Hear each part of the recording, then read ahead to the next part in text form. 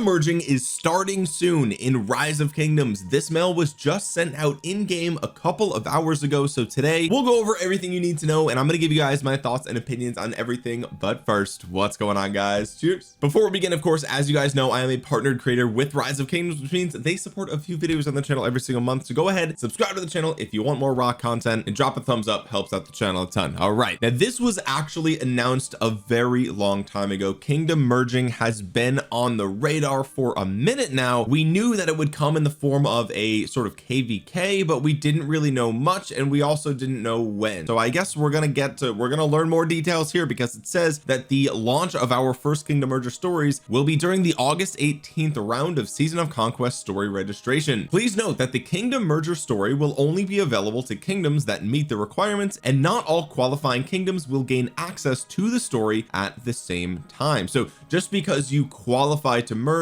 doesn't mean you're guaranteed to get this story right away. The Kingdom merger process will be divided into 3 sections: the exclusive Kingdom merger story, forming Kingdom merger teams, and the official merger. Let's start with the exclusive Kingdom merger story. If your kingdom meets the requirements for merging and has completed at least 1 season of conquest, you will only be able to register for the exclusive Kingdom merger story. I hope that in this mail they remind us what the requirements were, or tells us for the first time. Did they tell us exactly what the requirements were? I'm not sure exactly, but it's kind of crazy how they will only give you the choice to register for the merger story. Like, if you meet the requirements, you will only be able to register for the exclusive Kingdom merge. So they're just deciding. They're like, listen, hey, y'all need to merge. So this is a red alert. Y'all need to merge today. Like with other stories, choosing not to participate will count as a skip. If your kingdom still meets the conditions when registration begins for the next season of conquest, you will still only be able to sign up for the Kingdom merge. So, okay, so they're giving you it, you can skip it. They are giving you the chance to save yourself. If you do not want to merge, you're gonna have to do a little bit of marketing, a little bit of promotion to get people to come to your kingdom. All right, if your kingdom fails to sign up for the Kingdom merger story,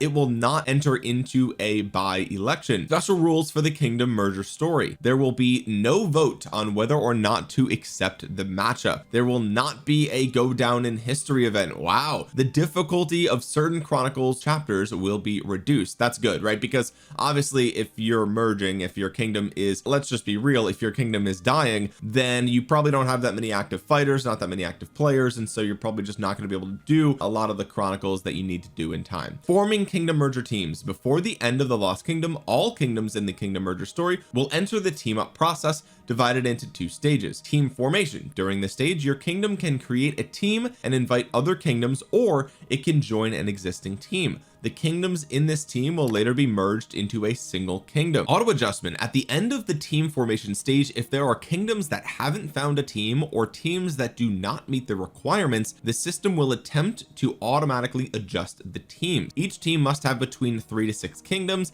Each team must have between 200 and 1500 active governors. Wow, so truly dead kingdoms are the ones that are going to be eligible for this story. Like, that is a very small number of active governors. The team up process will be followed by a team announcement phase. In this phase, the final Kingdom merger teams will be published. After the team announcement phase, the kingdoms in each team will be officially merged into new kingdoms. If your kingdom failed to form a valid team by the time of the merger, you will be returned to your home kingdom after the Lost Kingdom closes. If your kingdom still meets the requirements, you can sign up for the next Kingdom merger story. It will take about 48 hours from the end of the team announcement phase to merge kingdoms. This may vary. You will not be able to log in while your kingdom is being merged, obviously. Wow, so you can actually go through this entire thing and still fail to merge with somebody else. That's actually kind of crazy. What I'm curious about is that how can you fail to form a valid team if there's also an auto adjustment thing, right? Like, if you don't meet the requirements and kingdoms that haven't found a team, I guess it says it will attempt to automatically adjust the teams, but I guess if including your kingdom will break something, or it will make it like 7 kingdoms or whatever, then okay, I guess that makes sense. So diplomacy during this kvk is going to be huge, and cooperating with merging is going to be a big deal. If your end goal is to eventually get a merger out of one of these kvks, you got to be on top of it when it comes to actually merging at the end here, because otherwise you could be left out. Or I mean, it could also be the case that you want to wait for the next merger kvk to see, hey, maybe there's people that we get along with better in the next merger kvk story. Who knows? Kingdom merger effects: once the merger is complete, the new kingdom kingdom will undergo a few changes. The new kingdom will use the name and age of the captain kingdom. I wonder who that is that the one that, like, maybe that's the one that starts the team formation, right? Like if you're the ones that started and formed that initial team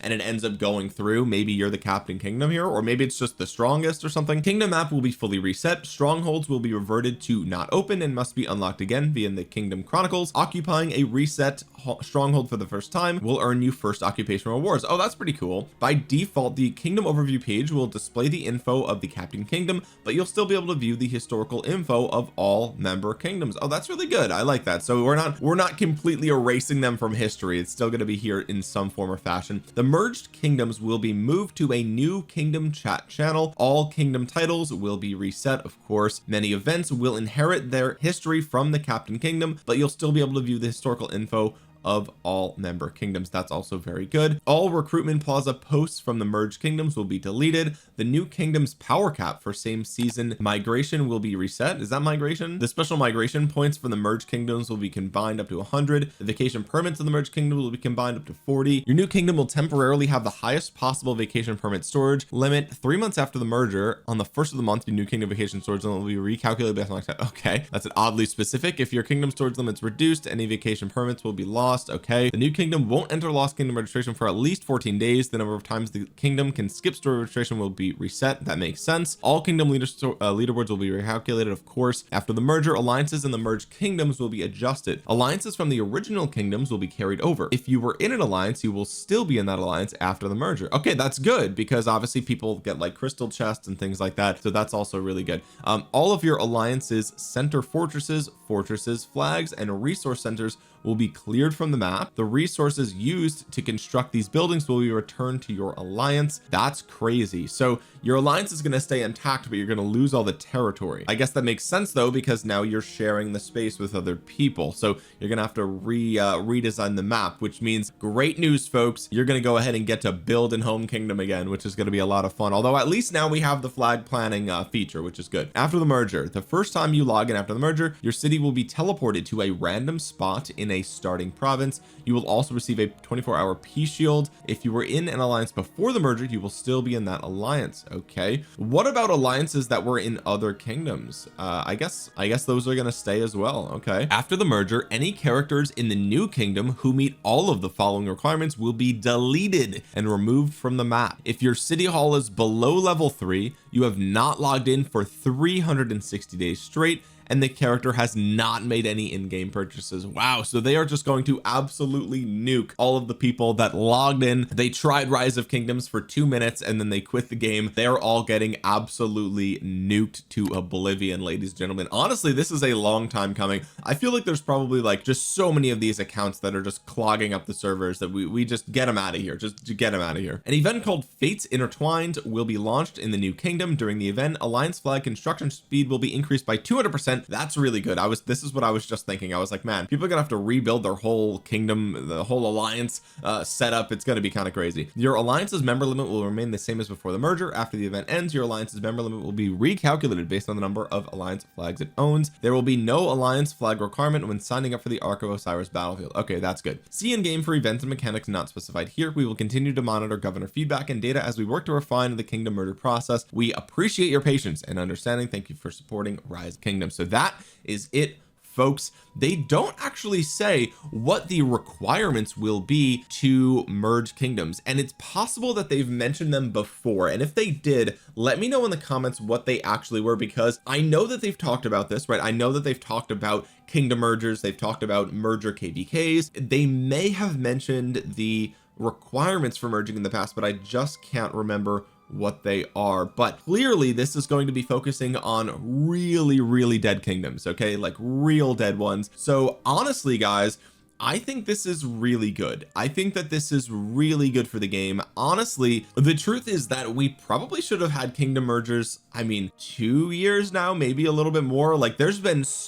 we have so many. How many kingdoms are we at now? We are at 3,892 kingdoms. That is actually insane, boys. That is actually insane. Holy schmo. So we have nearly 4,000 by the end of this year. We will probably have 4,000 kingdoms in Rise of Kingdoms, and boys, we have been long overdue. I would say since Kingdom 3000 we've needed at least three, if not before that, but at least Kingdom 3000 we would have benefited from kingdom mergers. But really, I mean, when you think about it, guys, this is it's a game that thrives on community and by playing together. And so if you invest a lot of time into the game and then you find that your kingdom eventually dies and you can't migrate for whatever reason, it goes against what the whole point of the game actually is, right? If you're logging in and there's only 7 people active in your entire kingdom, you're not going to keep playing, right? Like that, just the whole point is to wage war alongside a massive army of other people, right?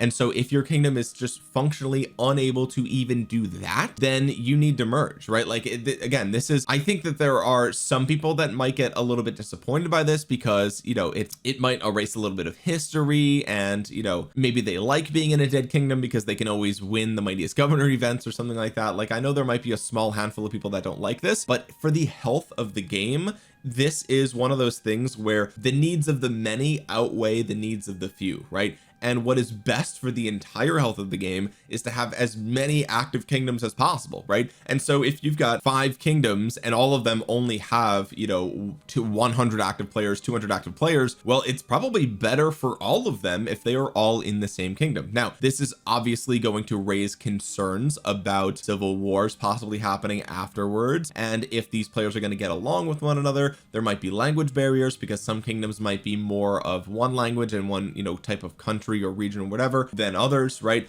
But at the end of the day, like, it's better to merge and figure out a way to work together than to just sit in your home kingdom and just watch as it slowly dies over time, because then eventually everyone in that kingdom will quit. And honestly, like I said, I'm surprised that it's taken them this long to make a kingdom merger sort of situation here, because it just feels like it's a no-brainer. It's just great for the health of the game in the long run. Now, will there be quirks and weird little bugs and things that probably need to get ironed out from this? Probably, right? It's probably a big task to merge kingdoms. Like, it sounds easy on paper, but like on the back end, and I'm not an engineer, I'm not a game developer, I don't know what I'm talking about, right? I'm top 3 biggest goofballs on YouTube, so I don't know what I'm doing, okay? But like, if I were to guess, I would say that there's probably a lot that actually goes into this on the back end to make things like this happen, because I suspect that when they built Rise of Kingdoms back in, when they were coding the game back in, you know, 2017 or whatever, they probably didn't think this far ahead,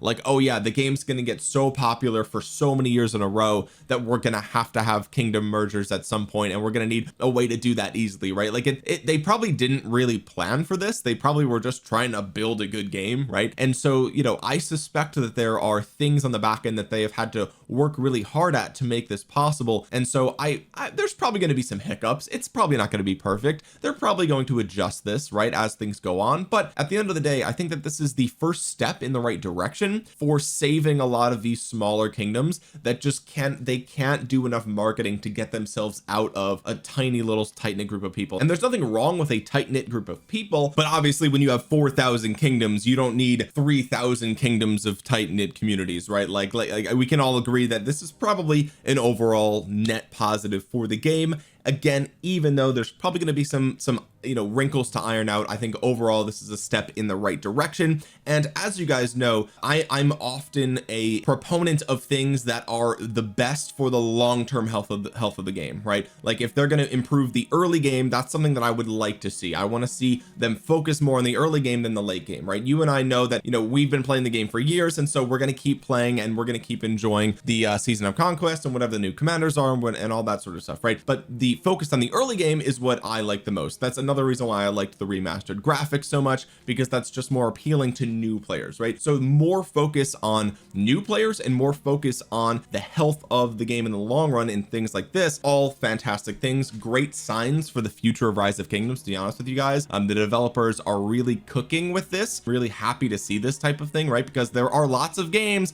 let's just be real, there are plenty of games that would just let the older kingdoms rot because it is too difficult or too expensive to fix the problem. It's easier to just ignore it and just, you know, ride the game into the ground and then just walk away and say, hey, we had a good run, right? But here you can see that the developers, I mean, they really care. They really want all these old kingdoms to have a fighting chance and to, you know, enjoy the game the way that it is supposed to be played, which is with a decent sized group. It doesn't have to be a mega kingdom, right? but like a decent sized group, a decent sized community. That's what makes Rise of Kingdoms so good. And so I'm really happy to see this. Let me know what you guys think about this down below. But one more thing before we go, daily special offer, a new advanced special offers. We've got from August 15th to August 22nd. Whenever you purchase all daily special offers in a day, you'll be able to purchase one of the new advanced special bundles. The bundle includes a chest that contains guaranteed sculptures for a certain legendary commander.